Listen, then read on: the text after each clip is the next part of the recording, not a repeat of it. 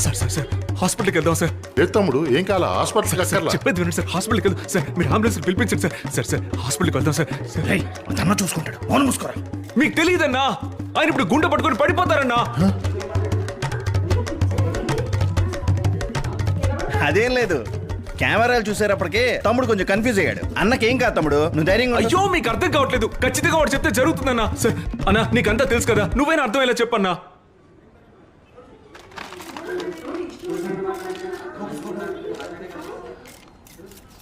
క్యా